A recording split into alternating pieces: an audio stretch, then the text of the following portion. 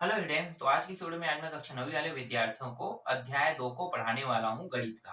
तो गणित के अध्याय 2 पे वास्तविक संख्या, परिमेय और अपरिमेय संख्या दिया हुआ है। तो इनमें जो सबसे पहला टॉपिक जो मैं पढ़ाने वाला हूँ वो है प्राकृत संख्या।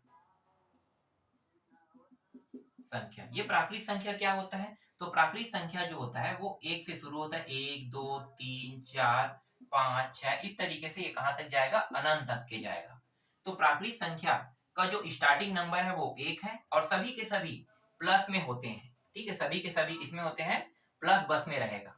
ठीक, इसमें जीरो शामिल नहीं हो सकता। याद रखना, प्राकृत संख्या का शुरुआती अंक क्या है? एक है। एक से लेके अनंत तक के जाएगा, जितना आप गिन लो सब प्लस में रहेगा। फिर दूसरा जो होता है वो पूर्ण संख्या होता है। पूर्ण संख्या, पूर्ण संख्या का स्टार्टिंग अंक जीरो होता है।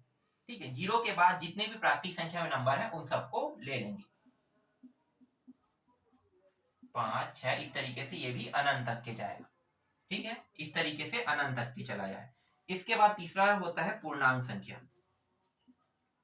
पूर्णांक संख्या, पूर्णांक संख्या में जो मान होते हैं ना, एक ग्राफ रेखा के माध्यम से बताता हूं। इस तरीके से एक जीरो हो गया, फिर इस साइड एक, दो, तीन, चार, पांच, फिर ये अनंत तक के ये भी चला जाएगा। ठीक है, जीरो के बाद इस साइड के लाइन को प्लस वाले लाइन कहते हैं, ये सभी प्लस में रहता है। ठीक है, सभी के सभी मान प्लस में, और इस साइड के मान को माइनस लाइन कहते हैं। तो इस साइड जितने भी मान होंगे सभी के सभी माइनस में होंगे। ठीक है, और ये भी कहां तक जाएगा? अनंत तक के जाएगा। तो ये पूर्णांक संख्या कहलाता है। ठीक है, क्या कहलाता है? ये वाला जो मान है वो सभी के सभी पूर्णांक संख्या कहलाएगा। अब परिमेय संख्या और अपरिमेय संख्या के बारे में जान लेते हैं। परिमेय संख्या, पहले परिमेय संख्या। परिमेय संख्या उन सभी संख्याओं को कहते हैं जो एक, दो, तीन, चार, पांच, छह जो आपको दिखाई दे रहे हैं, चाहे वो प्लस में हो या माइनस में, हमें कोई फर्क नहीं पड़ता है। बस वो जीरो नहीं होना चाहिए। ठीक है, जीरो नहीं होना चाहिए, वो सभी के सभी परिमेय संख्या। जैसे कि यहाँ पे -1, -2, -3 है ना, ये हो रहा है, ये परिमेय संख्या है। फिर एक, दो, तीन, चार, ये सब के सब क्या है? ये भी परिमेय संख्या है। परिमेय संख्या हमेशा बटा के रूप में रहता है, तो इसके नीचे में कुछ नहीं, मतलब एक तो सब में शामिल रहेगा ही रहेगा। ठीक है, इसी तरीके सब में शामिल रहेगा। तो सब में शामिल रहेगा, इसलिए यहाँ पे -1, -2, -3, एक, दो, तीन, चार, तो ये सब के सब क्या है? ये परिमेय संख्या है। बस जीरो शामिल नहीं होना चाहिए। जीरो होगा तो उसका मान जीरो आ जाएगा, तो जीरो जो है परिमेय संख्या नहीं रहता है। ठीक है, तो परिमेय संख्या समझ में आ गया। अब परिमेय संख्या को हम बटा के रूप में लिखते हैं, तो देख लो बटा के रूप में लिख लिए। चाहे आप इसे 1/2 लिखो, 5/3 लिखो, 4/6 लिखो, है ना। तो इस तरीके का जो मान प्राप्त होता है यही सब क्या कहलाता है? परिमेय संख्या कहलाता है। जिसे सिंपल तरीके से ऐसा भी लिखा जाता है, ऐसा, और कुछ ऐसे भी रहते हैं। ठीक है, अब अपरिमेय संख्या को देख लेते हैं। अपरिमेय संख्या क्या होता है? अपरिमेय संख्या जिनका मान हम नहीं निकाल सकते, जैसे कि पाई, है ना। जैसे कि पाई होता है, पाई पाई का मान आप नहीं निकाल सकते। ठीक है, थीटा होता है, थीटा, ये पाई है, सॉरी, इसके बाद थीटा। ठीक है, थीटा हो गया, और क्या है? थीटा हो गया, है ना, पाई हो गया, थीटा हो गया, और क्या है? बहुत सारे मान हैं जिनका हम मान नहीं निकाल सकते। ठीक है, वो सब के सब क्या है? वो सब के सब अपरिमेय संख्या है। तो ऐसा अगर कोई मान दिया, थीटा, पाई हुई, है ना, तो ऐसा दिया हो तो इनको हम क्या कहते हैं? अपरिमेय संख्या कहते हैं। क्लियर?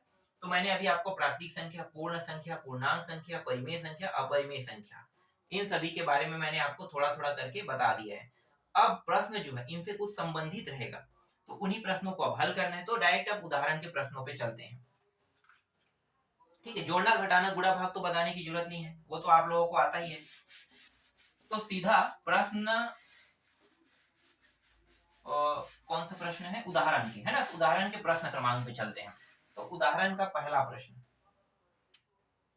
यहाँ पे मैं लिख लेता हूं। उदाहरण का पहला प्रश्न, उदाहरण का पहला प्रश्न है 1.555 इस तरीके से दिया है। इसका मतलब क्या है? 5 5 5 5 डॉट डॉट डॉट दिया है, मतलब बार बार ये आ रहा है। तो 1.5, और इसको लिखते कैसे हैं? 1.5 के ऊपर बार, मतलब 5 जो है वो लगातार आते जा रहा है, और कितने बार आएगा? अनंत तक की। ऊपर में बार लग गया है, मतलब इसकी कोई सीमा ही नहीं है, ये हर बार आते रहेगा, तो ये अनंत तक के आ रहा है। अनंत तक क्या है, तो इसको बांटना किसमें है, p बटे q के रूप में, है ना, व्यक्त करना है, मतलब निकालना है p बटे q के रूप में। और ये क्या है, परिमेय संख्या, मतलब हमें परिमेय संख्या निकालना है। ठीक है, तो चलो अब इसको हल करते हैं। तो ये जो 1.55555 दिया है, इसे मैं नीचे में लिख लेता हूं, हल 1.55, पहले यहाँ पे इसे कुछ मान लेते हैं, जैसे कि p बटा q।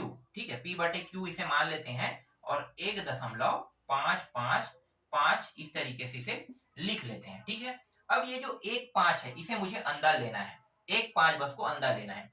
तो ये 1.5 है और ये दशमलव जो है, ठीक है, दशमलव को हमें क्या करना, देखो एक ही 5 को लेना है, दोनों बाकी पांचों को नहीं लेना। ठीक है, 1.5 बस को मुझे अंदर लेना है, सिर्फ 1.5 को। तो 1.5 बस को अगर मुझे अंदर लेना है तो मैं कितने का गुणा करूं कि 1.5 अंदर आ जाए, 10 का गुणा करूंगा तो आ जाएगा। तो यहाँ पे क्या करेंगे, इसे समीकरण 1 मान लेते हैं और यहाँ पे लिखेंगे समीकरण 1 में 10 का गुणा करने पर, तो सिर्फ 10 का गुणा करेंगे। तो 10 का गुणा समीकरण 1 में होगा तो यहाँ भी होगा, लेफ्ट हैंड साइड में, राइट हैंड साइड दोनों में होगा। तो 10 का गुणा हो गया तो 10 p बटे क्या हो गया, q। ठीक, फिर बराबर 10 का गुणा यहाँ भी करेंगे, तो 10 का गुणा अंदर करेंगे तो ये 5 जो है वो अंदर आ जाएगा, तो ये बन जाएगा 15 और 5 5 5 5 इस तरीके से ये बार बार रिपीट होते रहेगा। ये आपका दूसरा समीकरण। अब आगे क्या करेंगे, आगे ये जो पहला समीकरण और ये जो दूसरा समीकरण है दोनों को घटा देंगे, तो समीकरण 2 में समीकरण 1 को घटाने पर तो घटाते हैं, तो देखो 10 p बटा q। ठीक है, और लेफ्ट हैंड साइड से घटेगा और राइट हैंड साइड से। तो देखो ये क्या है, लेफ्ट हैंड साइड है और ये राइट हैंड साइड है, मतलब बायां भाग और ये क्या है, दायां भाग, है ना। लेफ्ट हैंड साइड कह रहा हूं तो समझ में आ रहा है, राइट हैंड साइड कह रहा हूं तो भी समझ में आ रहा है। नहीं आ रहा होगा तो यहाँ पे देखो, मैं यहाँ पे बायां लिख देता हूँ और यहाँ पे दायां लिख देता हूँ। तो बायां भाग और ये दायां भाग, तो बायां भाग के साथ क्या होगा, घटेगा, और दायां भाग के साथ घटेगा, है ना। लेफ्ट हैंड साइड के साथ और राइट हैंड साइड के साथ घटेगा। तो देखो 10 बटे 10 10 गुणित p बटे q है ना। तो इसके साथ घटाना किसको है, समीकरण 1 को। तो देखो p बटे q घटा दिए, फिर बराबर समीकरण 2 में घटाएंगे तो समीकरण 2 का मान यही है ना, तो 15.555 डॉट डॉट डॉट इस तरीके से, फिर माइनस करेंगे दायां भाग को, तो दायां भाग ये भी है, तो 1.555 डॉट डॉट डॉट। ठीक है, इस तरीके से देखो इसको घटाएंगे तो दोनों के हर सेम है ना, सेम है, या फिर एक काम करो उभयनिष्ठ भी निकाल सकते हो, है ना। तो दोनों में देखो, दोनों में क्या है, p बटे q, तो p बटे q को हमने बाहर निकाल लिया, यहाँ से क्या बचा 10, है ना, बाहर आ गया है तो 10, और यहाँ पे कुछ नहीं, मतलब एक तो है ना, तो -1 इस तरीके से। अब इसे देखो, ये है 15 और एक क्या है, एक है ना, तो 14 हो जाएगा, और ये तीनों मान सेम टू सेम है, सेम टू सेम, तो कट जाएगा। तो यहाँ पे कितना आ रहा है, 14 बसा रहा है। ठीक है, 14, फिर p बटे q, और ये दोनों घट के कितना होगा 9, तो 9 p बटे q बराबर 14। थोड़ा सा बचा है उसको मैं बगल में कर देता हूँ यहाँ पे, तो यहाँ पे p बटे q को यहीं पे रहने देते हैं, और ये किस फॉर्म में है, गुणा के फॉर्म में। अगर ये गुणा के फॉर्म में है और अगर मुझे इसे उस पार ले जाना है, ठीक है, गुणा के फॉर्म में और मुझे इस पार ले जाना है, तो ये इस साइड जाके क्या करेगा, 14 को भाग करेगा। क्यों भाग करेगा, क्यों भाग कर रहा है, क्योंकि ये गुणा के फॉर्म में है। देखो इन दोनों का गुणा है, और गुणा वाला जो मान होता है उसमें संख्या वाले मान को दूसरे साइड भेजते हैं। ठीक है, दूसरे साइड भेजते हैं, जिस भी मान को भेजते हैं वो नीचे वाले वो दूसरे साइड के मान को क्या करेगा, भाग करेगा। तो ये 14 जो है ये भाग कर रहे हैं, और यही क्या है, इस प्रश्न का उत्तर है, 14/9। ठीक है, ये और कट रहा है क्या, नहीं कट रहा है। तो p बटे q का मान ही निकालना ही क्या कहलाता है, परिमेय संख्या कहलाता है। और परिमेय संख्या अगर आपसे पूछा जाता है तो कितना आया, 14/9 आया। तो इस तरीके से पहला प्रश्न आप लोगों का कंप्लीट होता है। आशा करता हूं मैं जो बता रहा हूँ अच्छे से समझ में आ रहा होगा। चलो, अगर ये प्रश्न ना ही समझ में आता है तो सेकंड प्रश्न देख लेना। ठीक है, उदाहरण नंबर 2 भी तो है।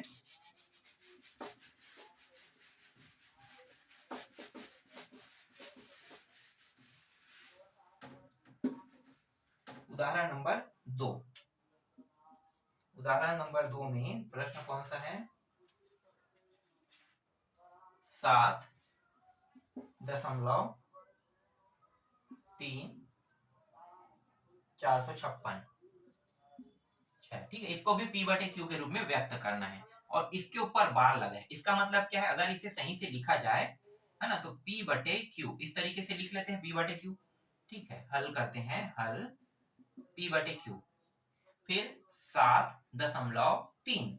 अब ये जो है 4 5 6, है ना, फिर से 4 5 6, फिर से 4 5 6, इस तरीके से अनंत तक के ये जाएगा। कहां तक जाएगा? अनंत तक के जाएगा।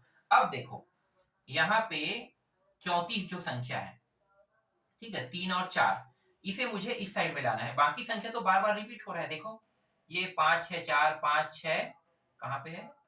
हाँ 5 6 4 5 6, सॉरी एक मिनट, यहाँ पे गलत हो गया था। ये 4 5 6 4 5 6 4 5 6, ये बार बार रिपीट हो रहा है ना। तो ये जो 3 है, इसी 3 बस को मुझे क्या करना है? पहले अंदर लाना है। अंदर पहले इसे अकेले अंदर लाते हैं। ठीक है, तो अंदर लाने के लिए क्या करेंगे? इस पूरे पद में 10 का पहले गुणा करेंगे। तो 10 का पूरे पद में गुणा करने पर, ठीक है। और हाँ, यहाँ पे मैं एक चीज लिखना भूल गया था, समीकरण 1 के, ठीक है, समीकरण 1 के पूरे पद में, यहाँ पे लिखो 10 का गुणा करने पर, है ना, ये थोड़ा दूर हो गया है, पास ले लो। समीकरण 1 का पूरे पद में 10 का गुणा करने पर, तो 10 का गुणा करेंगे तो 10 P बटे क्या हो जाएगा? Q। फिर ये 3 अंदर आ जाएगा क्योंकि एक ही संख्या को ले रहे हैं, 3 बस को, है ना, तो 3 बस को के ले रहे हैं, तो ये हो जाएगा 73। फिर दशमलव, फिर 4 5 6, फिर 4 5 6, फिर 4 5 6। ठीक है, तो ये हो गया आपका पहला समीकरण, नहीं दूसरा समीकरण। ये पहला समीकरण बन रहा है। ठीक है, तो ये कौन सा समीकरण है? दूसरा समीकरण। अब क्या करेंगे? ये जो पहला समीकरण आपको दिखाई दे रहा है ना, इसी पहला समीकरण में वापस गुणा करेंगे। समीकरण 1 में पुनः पुनः पुनः कितना का गुणा करेंगे? इस बार ना ये जो बार बार रिपीट होने वाली संख्या, कितने संख्या? 3 संख्या, और इसको भी लेना है, मतलब 4 संख्या। तो 4 जीरो हो गया, एक संख्या मतलब 1 2 3 4, 4 जीरो, और 4 जीरो, और आगे में क्या लगाएंगे? 1। ये जो दशमलव है समझो 1 हो गया, एक इसको मान लेते हैं, 1 हो गया, और 1 2 3 4, 4 जीरो। तो कितने से गुणा करेंगे? 10,000 से। तो इस बार समीकरण 1 में पुनः गुणा करेंगे कितने का? 10,000 का गुणा करने पर। तो 10,000 का गुणा करेंगे तो ये हो जाएगा 10,000 P बटे Q। यहाँ भी गुणा होगा, लेफ्ट हैंड साइड में, राइट हैंड साइड में भी गुणा होगा, है ना। तो लेफ्ट राइट, राइट में भी कर रहे हैं, तो ये हो जाएगा 7 3 4 5 6, अंदर आ गया, फिर दशमलव, फिर ये बार बार रिपीट हो रहा है, तो 4 5 6 4 5 6 4 5 6, इस तरीके से लिख देंगे। ठीक है, ये हो गया आपका कौन सा समीकरण? तीसरा समीकरण। ठीक है, तीसरा समीकरण। अब क्या करेंगे? ये जो तीसरा समीकरण और दूसरा समीकरण, तीसरा और दूसरा समीकरण को क्या करेंगे? घटाएंगे। तो समीकरण 3 में समीकरण 2 को घटाने पर, तो 2 को घटा देते हैं, तो देखो ये कितना है? 10,000। ठीक है, 10,000 P बटे क्या है? Q है, माइनस 10 P बटे क्या है? Q है, बराबर। पहले इसको लिखेंगे, है ना, राइट हैंड साइड को राइट हैंड साइड के साथ, मैंने बताया था ना, सेम टू सेम यहाँ भी वही होगा। देखो लेफ्ट हैंड साइड के साथ घटा, राइट हैंड साइड के साथ घटेगा। तो 10 यहाँ पे कितना है? 7 3 4 5 6 दशमलव 4 5 6 4 5 6, इस तरीके से 2 अंकों तक के लिख लेते हैं। अंक बहुत बड़ा हो रहा है ना, और ये डॉट डॉट डॉट, फिर इसको लिखेंगे 73.456 4 5 6 डॉट डॉट डॉट, इसको इस तरीके से, और यहाँ पे घटाने का चिन्ह लगा देंगे। ठीक है, अब सबसे पहले लेफ्ट हैंड साइड को घटा लेते हैं, ये बगल में इसका जो मान आएगा उसको लिखेंगे। ठीक है, घटाएंगे तो देखो P बटे Q को उभयनिष्ठ के रूप में निकालोगे, है ना, फिर 10 को इसमें घटाओगे, तो यहाँ पे कितना आएगा? चलो मैं यहाँ पे वैसे ही कर लेता हूँ, P बटे Q उभयनिष्ठ निकल गया, 10,000 यहाँ पे माइनस 10, फिर बराबर, और इस साइड का मान देखो, तो ये और ये तो पूरा जीरो हो गया, ये वाला और ये वाला जीरो हो गया, बस इसमें 73 को क्या करना है, घटाना है। तो 7 3 4 5 6, 7 3 4 5 6 में 73 को क्या करेंगे, घटाएंगे, घटा दो, तो यहाँ पे 3 बचेगा, और ये 5 हो गया, तो इसको 12, इसको 15 बना लेंगे, है ना, और 7 दूनी 14, 15, 8, यहाँ पे 8 आ जाएगा। ये बन गया कितना, 3, क्योंकि हमने एक उधार इनको दिया था, तो ये 3 हो गया, फिर 3, फिर 7, ठीक है, इतना आ रहा है 73, 3 8, 3 यहाँ पे आ रहा है, ठीक है, घटाना तो आता है ना, 73 को आपको 73,456 में घटा देना है। अब यहाँ पे कितना बचेगा, P बटे Q, P बटे Q। अब 10 बस को घटाएंगे, है ना, तो यहाँ पे आ जाएगा 0, फिर ये 9, फिर ये भी 9, फिर ये भी 9, तो 9 9 9 मतलब 99990, 9,990 यहाँ पे आएगा, क्योंकि 10,000 में 10 घटाएंगे तो 9,990 हमें प्राप्त होगा, ठीक है। अब ये जो P बटे Q है, इसे जैसा वैसा रहने देते हैं, और इसके साथ गुणा के फॉर्म में कौन सा मान है, 9,990 है, तो ये इस साइड में आ जाएगा, तो ये जो 73 383 जो दिया हुआ है, इसको क्या करेगा, भाग करेगा। मैंने इससे पहले वाले प्रश्न में बताया था कि अगर किसी के साथ गुणा के फॉर्म में है और उसका मान निकाल रहे हैं, तो मान निकालेंगे तो जो इस साइड मान रहेगा वो क्या करेगा, दूसरे साइड के मान को भाग करेगा, तो ये भाग कर रहा है, ठीक है। अब कटा के देखो कितने के पहाड़ा से कर सकता है, तो ये 3 के पहाड़े में आता है, 3 से तो कर सकता है, तो देखते हैं, 3 के पहाड़े से ऊपर को पहले कर, 3 दूनी 6, 2 बार गया, 1 और 3, 3 चौक 12, फिर 1 और 3, 3 चौक 12, फिर 1 और 8, 3 छक्के 18, फिर 3 एकम 3, इतना आ रहा है यहाँ पे, 3 के पहाड़े में 3 दिया 3 दिया 3 दिया 3 शून्य, P बटे Q, P बटे Q का मान आ रहा है यहाँ पे, देखो 24,461 अपान 3,330 यहाँ पे प्राप्त हो, यही क्या है, इस प्रश्न का उत्तर है। तो इस तरीके से मैंने आपको दोनों उदाहरणों को बता दिया, ठीक है। अब इसमें और कुछ प्रश्न दिए हुए हैं, जैसे कि यहाँ पे करके देखो में दिया हुआ है ना, करके देखो में, तो करके देखो में दिया हुआ है, पहला प्रश्न क्या है, 1.2, उसके बाद 3 3 3 दिया हुआ है, ठीक है, इसको बनाना है, एक तो ये हो गया। दूसरा प्रश्न 3.88 दिया हुआ है, ठीक है, और क्या है, ये इस तरीके से दिया हुआ है। फिर तीसरा प्रश्न 3.20, फिर 4 3, फिर 4 3, ठीक है, इसको बनाना है। तो अब इन प्रश्नों को कैसे बनाओगे, ठीक है, मैंने तो तीनों प्रश्नों को यहाँ पे लिख दिया, ये प्रश्न तो चलो समझ में आ जाएगा, छोटा है, ये प्रश्न भी समझ में आ जाएगा, छोटा है, ये प्रश्न थोड़ा सा कठिन लग रहा है, तो ये दोनों प्रश्न बना के देखना, ये वाला प्रश्न मैं बताता हूं आपको, ठीक है। तो चलो देखो,